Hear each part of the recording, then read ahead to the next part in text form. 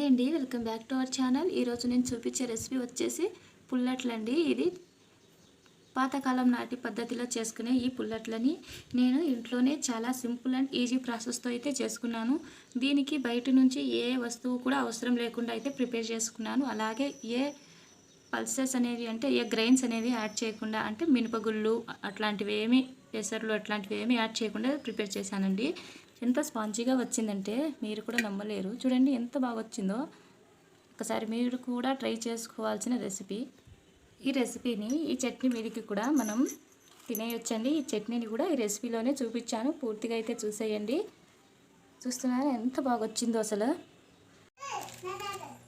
నేను చూపిస్తున్న విధంగా ఈ విధంగా అయితే ఒక కప్పు రైస్ని అయితే యాడ్ చేసుకుంటున్నాను. కాకపోతే రైస్ స్టోర్ బియ్యమైనా ఉండాలి, లేకపోతే దంపుడు బియ్యమైనా ఉంటేనే బాగా వస్తుందండి దోశలు.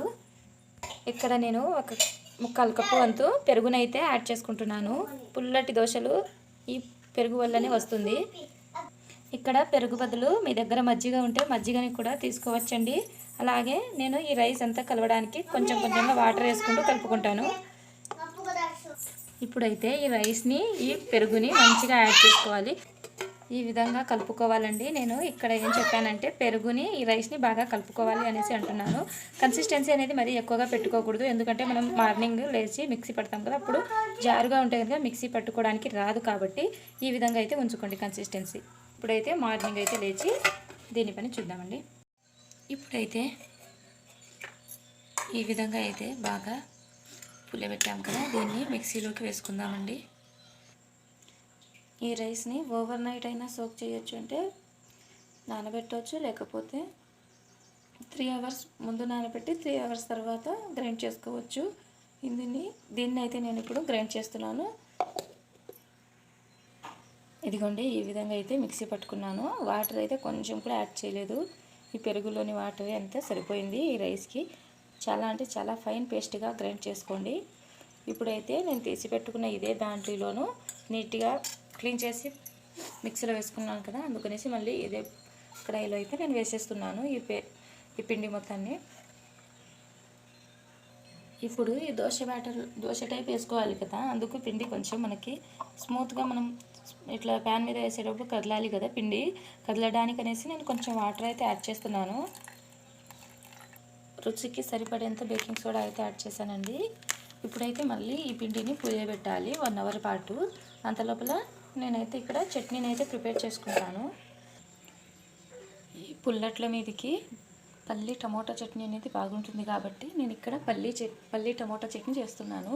ఫస్ట్ అయితే పల్లీలు కొంచెం తక్కువగానే తీసుకోండి, మరీ ఎక్కువగా వేసుకోని అవసరం లేదు. పల్లీల చట్నీ లాగా కాదు కదా, టమోటాలు కూడా వేస్తాం కనుక కొంచెం వేస్తే సరిపోతుంది. నేనైతే ఇంత పల్లీలని తీసుకొని వేపుకుంటున్నాను. పల్లీలు వేగే లోపల ఇంకో స్టవ్ మీద కడాయి పెట్టేసి అందులోకి ఆయిల్ యాడ్ చేసుకొని టమోటాలను అయితే మగ్గించుకుందాం. నేను ఈ కడాయిలో ఆయిల్ వేసేసుకొని టమాటా ముక్కల్ని యాడ్ చేసేసానండి. చూస్తున్నారా ఇలా వేగుతుంది. ఇందులోకి ఒక రుచికి సరిపడినంత నేనైతే గ్రీన్ చిల్లీస్ అనేవి యాడ్ చేసుకుంటాను. ఇప్పుడైతే పచ్చిమిరపకాయని యాడ్ చేసుకుందామండి.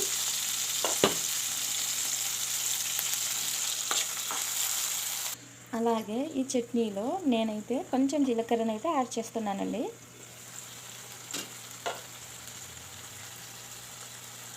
ఈ టమోటా అంతా బాగా మగ్గిందండి. ఇప్పుడైతే స్టవ్ కట్టేస్తున్నాను. మూత కూడా తీసేద్దాం, చల్లారాలి కదా. మిక్సీ పట్టేటప్పుడు వేడిగా అయితే అస్సలు వేసుకోకూడదు మిక్సీ జార్లో. ఫస్ట్ అయితే పల్లీలు అయితే మిక్సీ చేసుకుందామండి, మిక్సీ పట్టుకుందాం. ఈ పల్లీల పొడిలోకి ఈ టమోటాలన్నింటినీ మగ్గించాం కదా, అవన్నీ దీంట్లో వేసేసుకొని కొంచెం రాళ్ళ ఉప్పు అయితే యాడ్ చేసుకుంటున్నాను. మీ దగ్గర ఏ సాల్ట్ ఉంటే, ఏది అవైలబుల్లో ఉంటే అది వేసుకోండి, అంటే సాల్టే. తర్వాత ఇప్పుడైతే మిక్సీ పట్టుకుందాం. ఇప్పుడు ఈ చట్నీలోకి కొంచెం కొంచెంగా వాటర్ యాడ్ చేసుకుందాం. కొంచెం సరిపోతుందిలేండి, మరీ ఎక్కువ అయితే పలచాగా అయిపోతుంది కదా. ఇదిగోండి ఈ విధంగా అయితే వచ్చింది చట్నీ. ఇందులోకి పోపు పెట్టుకోవచ్చు, లేకపోతే అవసరం లేదండి, స్కిప్ చేసేయచ్చు. ఇక్కడ పిండిలో అప్పుడు మనం బేకింగ్ సోడా వేసాం కదా, దానితో పాటుగా కొంచెం ఉప్పు కూడా యాడ్ చేసుకొని ఇప్పుడైతే నేను ఈ పుల్లట్లను అయితే వేసుకోవడానికి రెడీగా ఉన్నానండి. ఇక్కడ స్టవ్ వెలిగించి ప్యాన్ కూడా పెట్టేశాను. ఆ తర్వాత ఇదిగోండి ఇలా రబ్ చేసుకొని ఒకసారి ఆయిల్ తోటి ఆనియన్ని. పుల్లట్లు మరీ పలచగా ఉండకూడదండి, అలాగని మరీ లావుగా కూడా ఉండకూడదు. మనం చేసుకున్న కన్సిస్టెన్సీ అయితే సరిపోతుంది. ఇప్పుడైతే దీని మీదకి ఇదిగోండి ఇది పెట్టేస్తున్నాను. ఇప్పుడైతే లిడ్ని ఓపెన్ చేస్తున్నానండి. చూస్తున్నారా, పైనుంచి ఒక్క చుక్క ఆయిల్ కూడా యాడ్ చేయలేదు. ఎంత బాగా వచ్చిందో ఫ్లఫీగా చూడండి. ఇవేనండి పుల్లట్లు, చాలా బాగా వచ్చాయి. చాలా బాగా క్రిస్పీగా కూడా ఉన్నాయి, అలాగే మంచిగా పొంగాయి కదా.